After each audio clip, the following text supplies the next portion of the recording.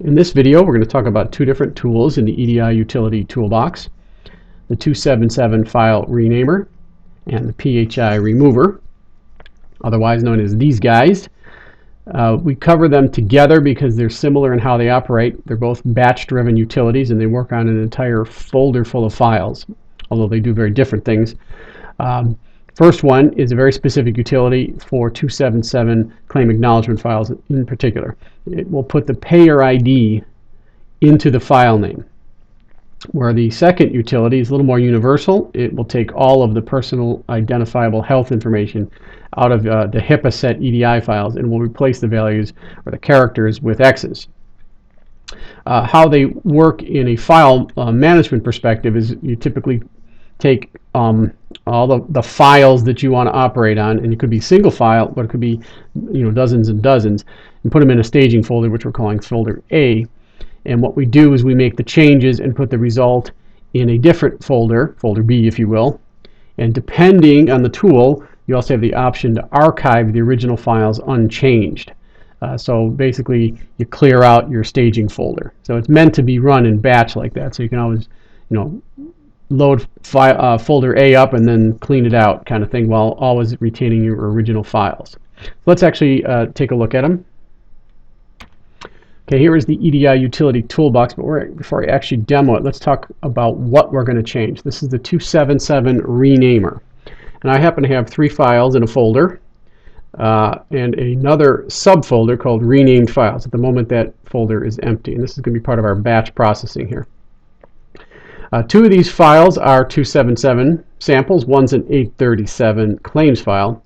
But what we're going to do is, if it's a 277 file, we're going to put the payer ID right into the file name, and you'll see how that works in a second.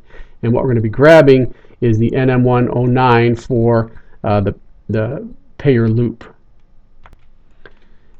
And if we look, it's going to be this number right here in the file in the NM1 PR segment. That 54706 is going to be put into the file name. So let's actually run it. And this, because we're not changing any data in the file, this particular tool will change the file and move the files out of the directory and put it into the subdirectory, or the destination folder, I should say. There is no archiving on this particular one, so we're going to point to that incoming, going to point to the 277 folder where I was just showing you those samples. All of the batch utilities, or any of the utilities that go after a folder full of files, you can always have the option to search subdirectories, and it requires a destination folder to move them to. I'm going to move it to a folder called Renamed Files, and that's it. It's as simple as it is. I click the button, it tells me it moved 2 files, moved and renamed 2 files. The third file was an 837 claims file, as I mentioned, therefore it's totally ignored and left in place. And if you look at our renamed files, you will see a couple things. The name of the file is still at the end, but we prepend it with the payer ID, which was that 54706, plus a date and a timestamp to keep it unique, to ensure uniqueness in the file name. All right, next thing we're going to talk about is the PHI Remover, also a batch-driven tool. Let's start by looking at the raw files here in a couple ways. First of all, I've got a folder structure here where I've got source files. These are the ones we're going to change. I've got 3 files in there. 2 835 remittance files, 1 837 professional claims file. I also have an archived folder, which is empty, and I have a cleansed file folder that I created. This is where the result is going to go after I remove the PHI. That is also empty. But if we take a look at our source files again, this sample file here, let's actually look at that file, and we'll do a before and an after. Now this product I'm looking at here, this is actually a separate product. It's not part of the toolbox. This is our EDI File Reader. Lets you look at individual EDI files in human readable form, specifically in a grid style.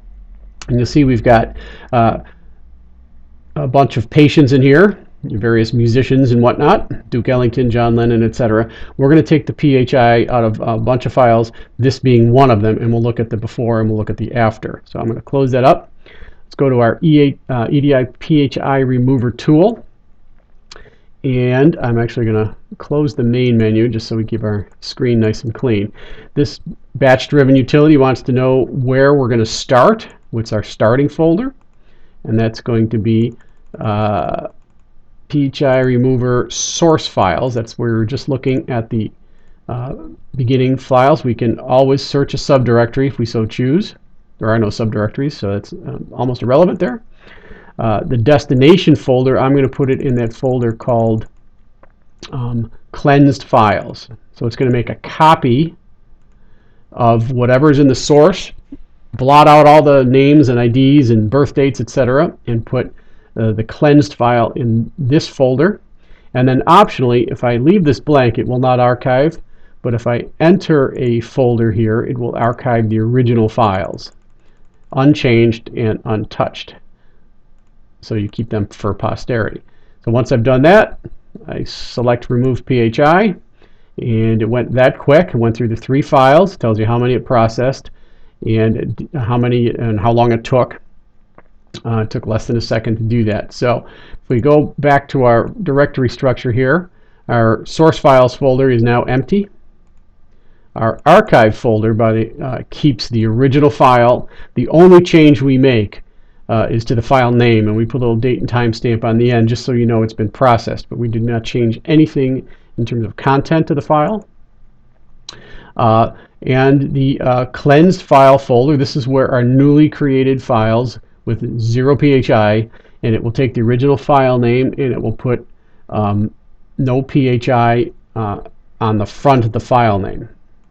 So here is our before.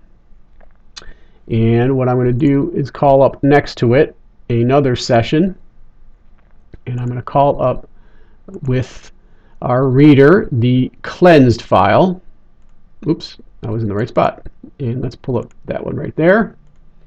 And you'll be seeing in a second the same file cleansed. So you can see that the subscriber IDs have been turned into X's, the subscriber names have been turned into X's, but you'll also notice we leave a little breadcrumb behind. So we'll keep the first character intact of all these values, so you can sort of always be able to kind of point back when you're doing troubleshooting or what have you, what the original values were while still keeping them completely cleansed. And that is the PHI remover and the 277 renamer. Direct any questions or comments to us here at EMS. Thanks for watching.